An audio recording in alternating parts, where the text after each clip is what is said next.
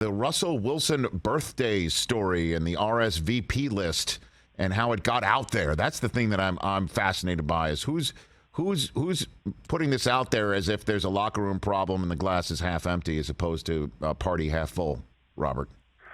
Man, I don't know who's doing it, but it all started, obviously, with the way that Russell's played, the way the Broncos have played. I kind of mentioned this on Monday Night Countdown that the situation that they brought Russell into is completely different than the two situations that they probably looked at as the key to doing what they did with Russell. Obviously, Matthew Stafford going to the Rams and then Tom Brady going to the Bucs. Now, both of those teams had established head coaches, had an established environment, and just needed a quarterback to get them over the hump.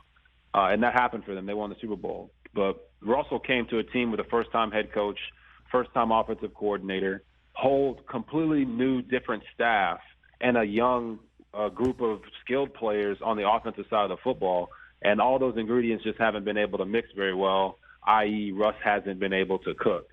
So when you look at what Mike Purcell did in the game, kind of screaming at the quarterback, you never truly see that happen on a football field, or let alone on a football team. So that leads to more speculation in the locker room. You got KJ Hamler slamming his helmet on the ground early in the year when Russell missed it wide open in the end zone for the game winner. And now you got this birthday story. So I'm sitting here, I'm like, okay, I don't know why that got out. Guys throw birthday parties all the time and no one shows up, or half the team shows up. So why does it even matter? At the end of the day, Russell and Sierra are happy. It's his birthday. He gets to celebrate it, and you just move on. There seems to be a lot of people piling on to Russell Wilson because they haven't been able to over the last 10 years. Well, I was saying, like, whoever's putting it out there with the knives out, it's too bad he's going nowhere, and that's the whole thing is this.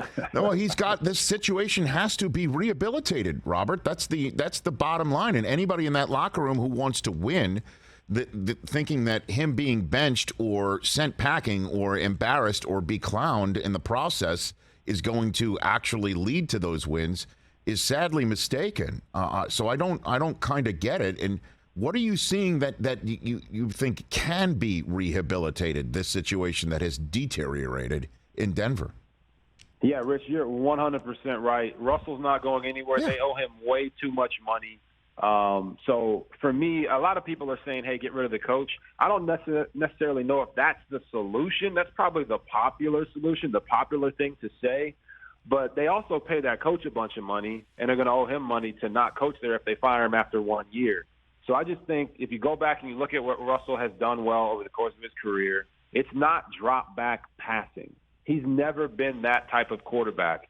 He is more of an off-rhythm guy when he gets into the pocket, and yes, his height does have something to do with that. But a couple things he has done extremely well over the course of his career is RPOs and play-action shots. So what that means to me is that the Broncos have to find a way to develop their running game through the rest of this year, and then obviously in the draft or free agency next year, bring in some guys that will mimic what Russell was able to do with Marshawn Lynch, Robert Turbin, and those gaggle of backs that he had in Seattle. That's going to allow some pressure to be taken off of him because he's never been a rhythm and timing guy, 3-step, 5-step, 7-step, like Hackett had with Aaron Rodgers in Green Bay for a few years. That's not his game. So they have to go back, watch the tape from the last 10 years of what Russell did in Seattle, cherry pick 10 to 15 concepts that you're like, all right, he sees this really, really well. I wasn't his coach. I don't really know him that well, but this coach knew him, and he was with him for an extended period of time. Let's go run those concepts because as a coach, the main thing you have to do is put your players in position to be successful, not put them in your system and tell them to go run your system.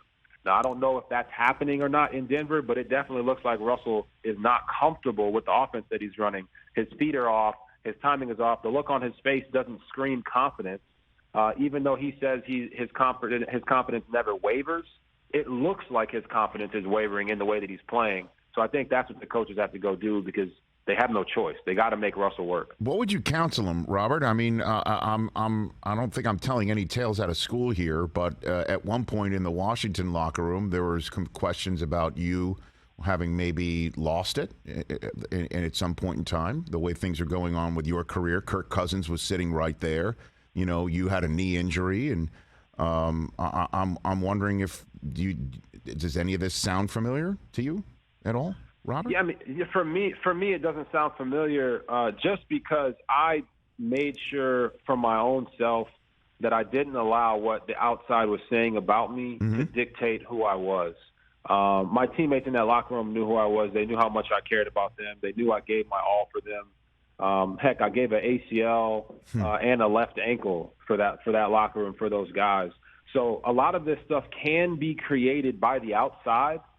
I remember vividly there was a story when I was there in Washington that the locker room was upset that I was becoming the starter again. I think this might have been in 2014, when really the true story was that the locker room was upset that the media had come out and said something bad about one of our players, and they didn't want them in the locker room anymore.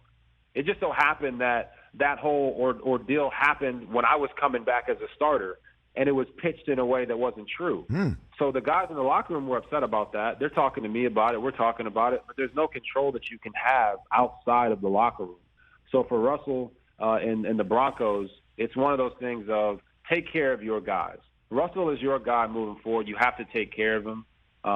You got to support him, whether that be social media-wise, because we live in a social media age, whether that be in your press conferences. And Russell's got to do the same. He's got to support his guys. He's got to take accountability for what he's done and how he's played and try to continue to get better and then go get better. So from that standpoint, it doesn't remind me of anything. But, yes, the stories from the outside about losing the locker room as a player, as a quarterback, all those things happen to every quarterback throughout the history of the league. It's just about how you handle it moving forward. And then for Russell, there's no way they can bench the guy. He's got to be their guy, so that's not going to happen. Whereas for me, with Kirk Cousins, I was taken out of the lineup and replaced. And then it was my job in 2015 to just make sure I was a good teammate to Kirk Cousins on that team. And that team in 2015 ended up winning the division. So I wasn't a distraction. I made sure I was a pro's pro. Russell's got to be a pro's pro in the locker room and just sit down and talk to his guys about what more they need from him. Catch the Rich Eisen Show every single day on the Roku channel, 12 to 3 Eastern, for free.